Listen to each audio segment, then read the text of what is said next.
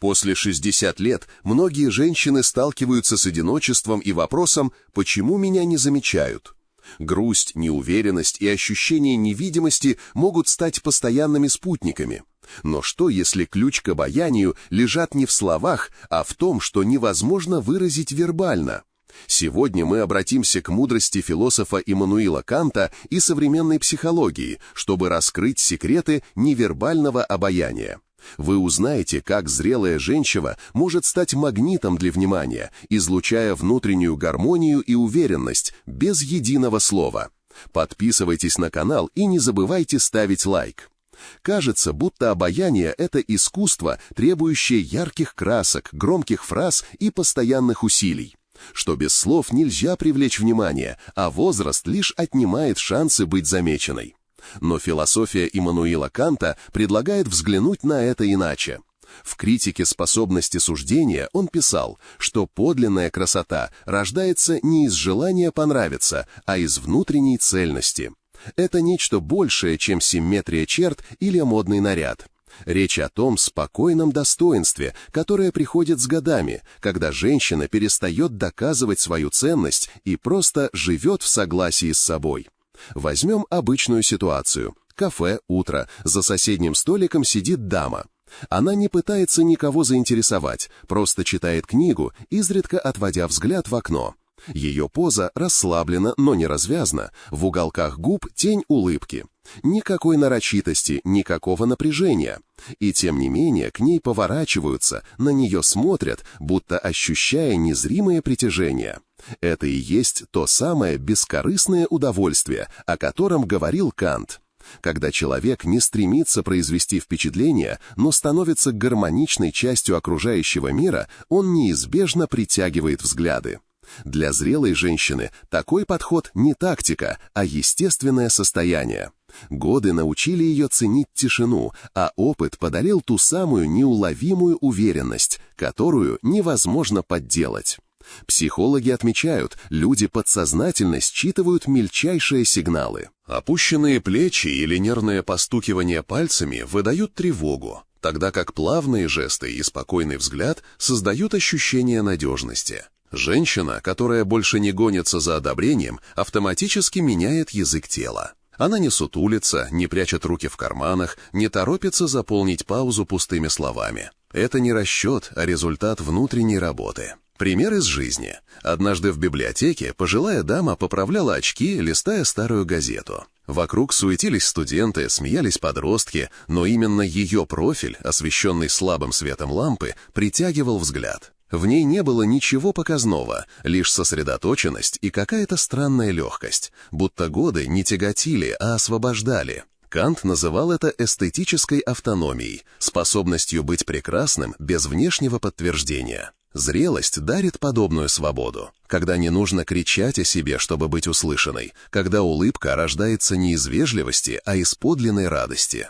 Так что, вопреки расхожему мнению, обаяние после 30 – не утраченный дар, а умение, которое лишь оттачивается с годами. Оно не в словах, а в том, как женщина несет себя, как смотрит на мир, как позволяет себе просто быть. И тогда даже молчание становится красноречивее любых комплиментов. В этом есть парадокс. Чем меньше человек пытается впечатлять, тем глубже впечатление. Возьмите две женщины на вечеринке, одна громко смеется, жестикулирует, ловит взгляды, другая молча наблюдает из угла комнаты, лишь иногда кивая в ответ. К утру все запомнят именно вторую, хотя она не произнесла ни слова. Почему? Потому что ее присутствование было не требованием внимания, а даром, тем самым бескорыстным участием, о котором рассуждал Кант. Есть особая магия в том, как зрелая женщина слушает. Не торопясь перебить, не подбирая заранее ответ, а погружаясь в слова собеседника всей полнотой внимания. Ее молчаливая вовлеченность создает вокруг себя пространство доверия, редкое в нашем мире спешки.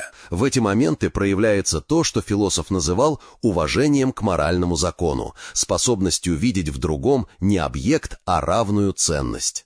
Замечали, как некоторые люди словно несут с собой тишину? В метро, в очереди, в шумном кафе они не сливаются с толпой, но и не противостоят ей. Их обаяние в отсутствии борьбы. Женщина, прошедшая через кризисы и разочарования, часто обретает эту тихую устойчивость. Она знает, настоящая встреча происходит не тогда, когда двое говорят, а когда оба перестают бояться молчания. Кантовская вещь в себе обретает неожиданное воплощение. Чем меньше мы демонстрируем свою внутреннюю жизнь, тем больше она притягивает. Не рассказы о путешествиях делают женщину интересной, а тот неуловимый отсвет дальних стран в ее глазах. Не перечисление прочитанных книг, а манера на секунду задуматься перед ответом. В этом возрасте обаяние становится похожим на старинный парфюм. Его носят не для других, а для себя, и лишь случайный прохожий улавливает тонкий шлейф. Молчание — это язык Бога, все остальное — плохой перевод. Так говорил древний поэт Джалаладдин Руми. Эти слова удивительно точно описывают силу невербального общения, особенно когда речь идет о зрелом обаянии. Психологи из Калифорнийского университета в ходе многолетних наблюдений выявили интересную закономерность. Люди формируют первые впечатления о человеке в первые 7 секунд встречи. При этом основную информацию они получают не из слов, а из позы собеседника, положения рук, выражения лица. Рассмотрим простой пример из повседневной жизни. Женщина заходит в кафе одна. Она могла бы съежиться, нервно теребя сумку, уставившись в телефон, стандартная защитная реакция. Но вместо этого она расправляет плечи, мягко оглядывает зал и, встретившись взглядом с официантом, дает ему едва заметную, но искреннюю улыбку. Ни слова не сказано, но атмосфера вокруг нее уже изменилась. Особое значение имеет так называемая открытая поза. Когда руки не скрещены на груди, ладони иногда повернуты вверх, подбородок слегка приподнят, это подсознательно воспринимается как сигнал доверия. В 90-х годах прошлого века исследователи из Гарварда доказали, что люди, использующие такие жесты, оцениваются окружающими как более приятные собеседники, даже если почти не говорят. Взгляд – еще один мощный инструмент. Не пристальное разглядывание, а мягкий, чуть расфокусированный взор, который словно обнимает пространство вокруг. В одной из московских школ психологии провели эксперимент. Участникам показывали фотографии разных людей и просили оценить их привлекательность. Наибольший отклик вызвали те портреты, где человек смотрел не прямо в камеру, а чуть в сторону, как бы задумавшись. Жесты зрелой женщины часто имеют особую плавность. Нет резких взмахов, суетливых движений, все совершается с некой внутренней размеренностью. Это не театральная постановка, а естественное следствие прожитых лет, когда отпадает необходимость что-то доказывать окружающим. Интересный феномен наблюдается с улыбкой. Молодые люди чаще используют социальную улыбку, широкую, демонстративную.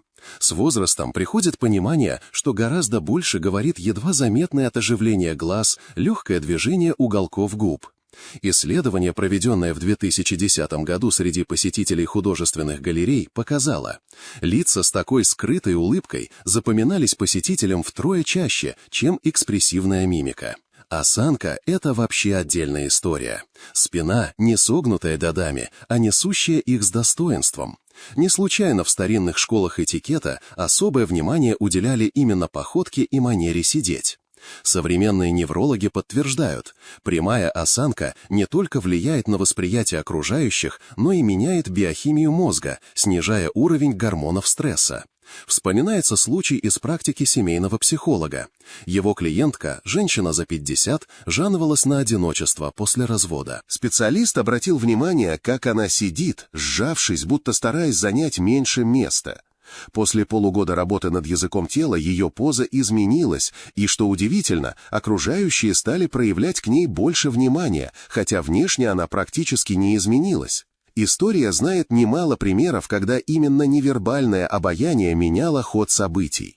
Взять хотя бы королеву Викторию. Современники отмечали, что ее величие проявлялось не в речах, а в том, как она могла молча заполнить собой пространство тронного зала, одним взглядом успокаивая шумную толпу придворных. Ее осанка, манера держать руки, едва заметные кивки – все это создавало ауру непререкаемого авторитета, без единого громкого слова. Микросигналы тела часто говорят больше, чем осознанные жесты. Легкий наклон головы при разговоре, едва уловимое замедление шага при встрече знакомого, спокойное дыхание в напряженной ситуации. Эти нюансы создают ощущение надежности. В японской культуре существует понятие «хара» – центр тяжести и спокойствия. Женщина, чувствующая эту внутреннюю точку опоры, движется иначе, без суеты, но с четкой осознанностью каждого движения. Ее руки не мечутся в пространстве, а плавно следуют за мыслью, завершая фразы выразительными, но не резкими жестами. Кажется, что уверенность – это качество молодых, быстрых, напористых, громких, что с возрастом она уходит вместе с упругостью кожи и легкостью походки, что зрелость – это про смирение, а не про магнетизм.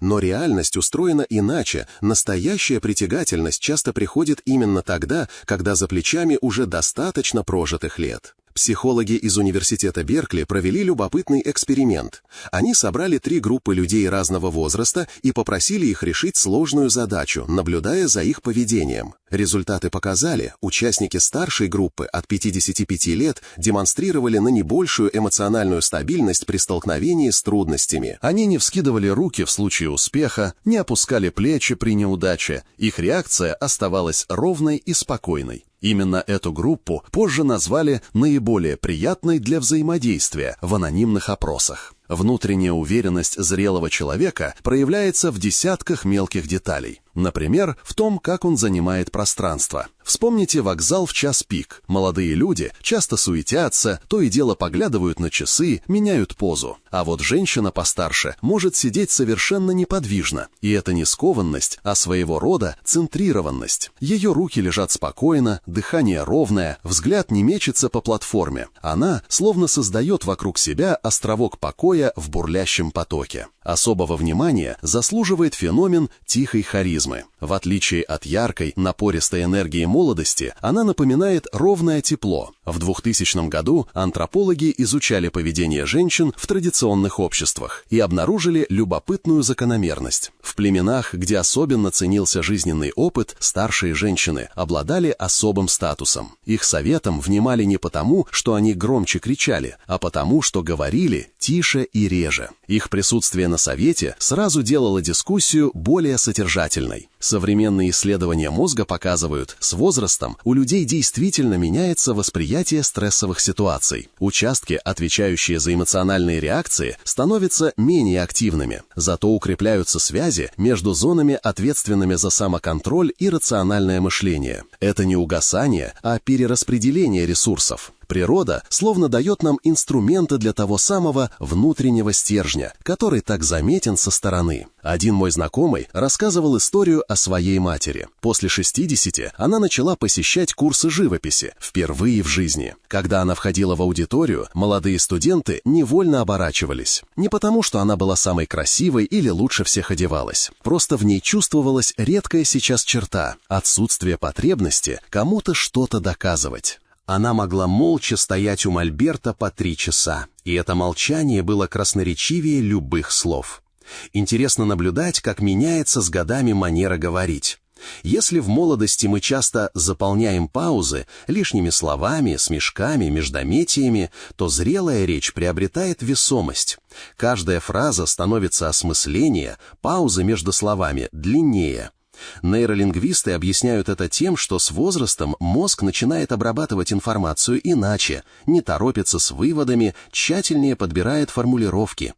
Именно эта неторопливая вдумчивость часто воспринимается окружающими как мудрость. Уверенность зрелых людей имеет особый оттенок. Она не агрессивна. В ней нет того вызова, который часто встречается у молодых «я здесь самый важный». Это скорее спокойное знание своей ценности, не требующее постоянного подтверждения. В 90-е годы прошлого века проводили исследования среди топ-менеджеров. Оказалось, что руководители старше 50 реже повышали голос на совещаниях, но их слова имели больший вес. Пластика тела с возрастом тоже меняется, и это не всегда потеря гибкости. Наблюдая за танцорами, можно заметить, молодые часто делают акцент на сложных элементах, тогда как зрелые артисты наполняют простые движения невероятной глубиной. Их танец становится менее техничным, но более содержательным. Каждое движение словно рассказывает историю. То же самое происходит и в обычной жизни. Жесты взрослого человека приобретают смысловую насыщенность. Одежда зрелой женщины – отдельная тема. Если в молодости мы часто следуем моде, то с годами приходит понимание. Настоящий стиль – это когда вещи подчиняются личности, а не наоборот. В 2010 году в Париже проводили эксперимент. Показывали фотографии женщин в одинаковых платьях разного возраста. Одежда на старших моделях оценивалась как более дорогая и стильная, хотя по факту это было одно и то же платье из масс-маркета. Голос – еще один инструмент уверенности. С возрастом он часто становится ниже, обретает новые обертоны. Исследования звуковых частот показывают, низкие голоса воспринимаются как более авторитетные. Но дело не только в физиологии, важно, как мы этим голосом пользуемся. Зрелые люди реже повышают тон, их речь течет размеренно, без ненужных эмоциональных всплесков. В лингвистике это называют эффектом полноводной реки, когда сила проявляется не в бурных потоках, а в глубине и неспешном течении. Особого внимания заслуживает взгляд уверенного в себе человека. Он не бегает, не отводится в смущении, но и не превращается в оценивающее сканирование. Это спокойное, открытое присутствие, словно мягкий свет, который не слепит, но делает пространство вокруг теплее. Офтальмологи отмечают, с возрастом взгляд действительно меняется. Уменьшается количество быстрых движений глаз, появляется та самая взвешенность. Удивительно, но уверенность зрелых людей часто проявляется в том, как они принимают комплименты.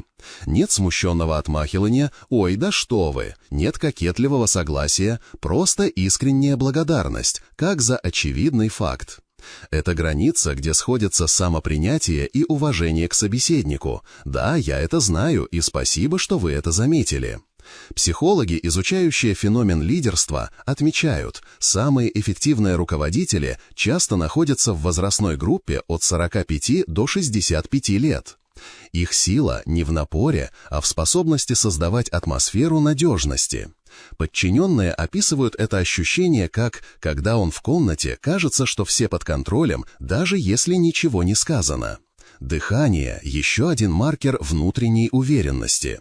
С возрастом оно становится глубже, реже. Йогические практики не случайно уделяют столько внимания дыхательным упражнениям. Спокойное, размеренное дыхание действительно меняет восприятие человека окружающими. Неврологи объясняют это связью между дыхательным центром и участками мозга, ответственными за эмоциональное состояние. Манера сидеть тоже многое говорит о внутренней позиции. Уверенный в себе человек не съеживается на краешке стула, но и не разваливается, как хозяин положения. Его поза – золотая середина между комфортом и собранностью. Эргономисты отмечают, с возрастом люди интуитивно находят более здоровые положения тела, что невольно отражается на их имидже. В конце концов, уверенность – это про отношения со временем. Молодость часто мечется между «я еще ничего не успел» и «мне уже так много лет», тогда как зрелость находит свой ритм. Как писал Рильке в письмах к молодому поэту, «Нет ничего прекраснее зрелости, когда человек становится подобен плоду, который, завершая круг своего существования, обретает, наконец, свою истинную форму и сладость». Помните, как в детстве вас учили сидеть прямо за столом? Тогда это казалось ненужной мукой, но сейчас становится ясно, в той простой фразе скрывалась вековая мудрость. Прямая спина – это не просто физическое положение, а целая философия, о которой говорил Кант, называя ее эстетическим совершенством. Когда позвоночник выстраивается в одну линию, меняется не только внешний вид, но и внутреннее состояние. Попробуйте прямо сейчас. Опустите плечи, почувствуйте, как макушка тянется к потолку, а копчик к полу. Вдруг обнаруживается, что дышать стало легче, а мысли прояснились. Особый секрет кроется в так называемой позе уверенности. Это не заученная стойка смирно, а естественное раскрытие грудной клетки, будто готовитесь к мягкому объятию мира.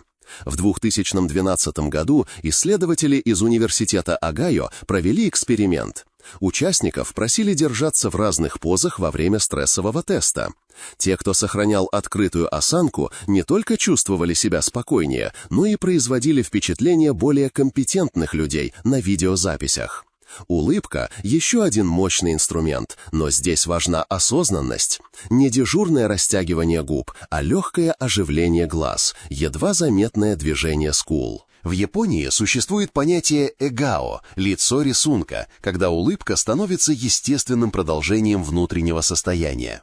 Попробуйте перед зеркалом, сначала представьте что-то приятное, позвольте эмоциям отразиться на лице, и только потом добавляйте легкую мышечную активность. Разница поразит, такая улыбка воспринимается как искренняя даже незнакомыми людьми. Эмпатия – это не про то, чтобы всем нравиться, это способность чувствовать пространство вокруг и адаптироваться к нему без потери себя.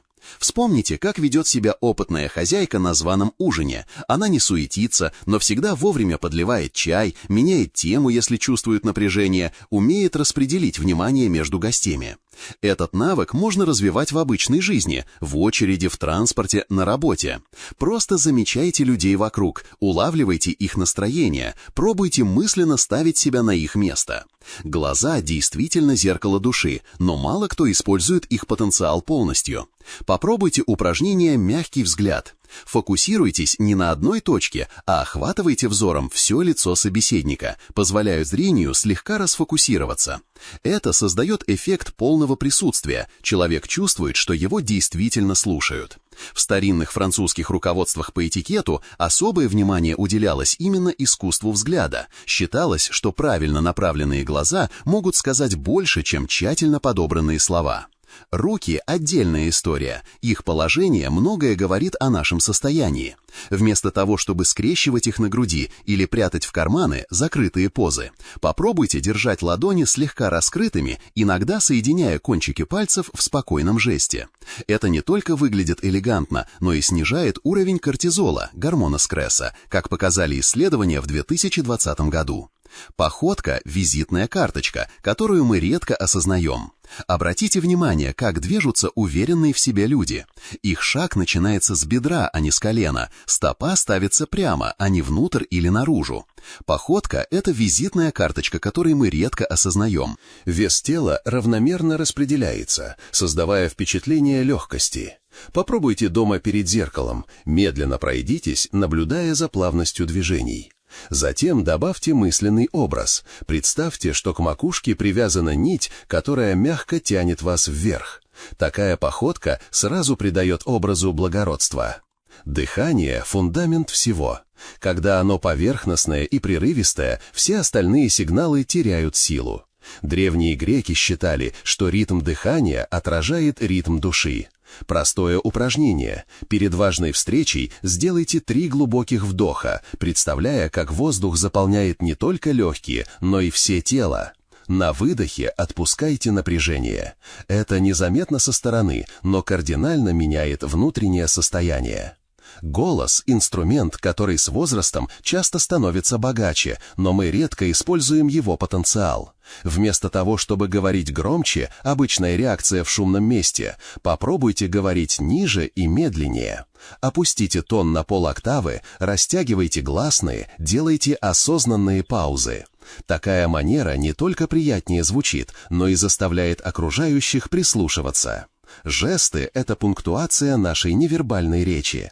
С возрастом они должны становиться не менее, а более выразительными, просто другой выразительности.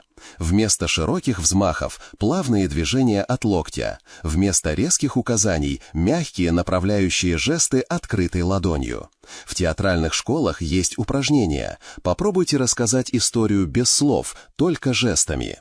Это развивает телесную осознанность.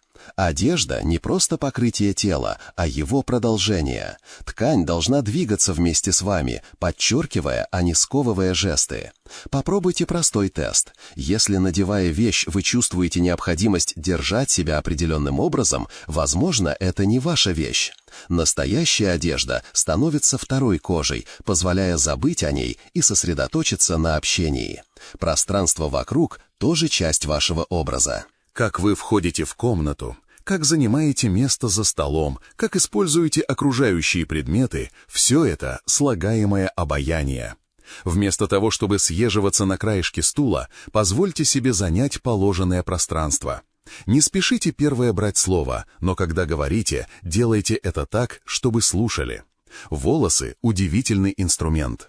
Даже короткая стрижка может быть выразительной, если ее владелица не забывает о ней. Легкое прикосновение к волосам, непроизвольное отбрасывание пряди со лба – эти жесты выглядят естественно, если не превращаются в нервную привычку. В киноиндустрии есть термин «hair acting», когда актер использует волосы как часть выразительных средств. Аромат – последний штрих. Он не должен кричать, лишь намекать.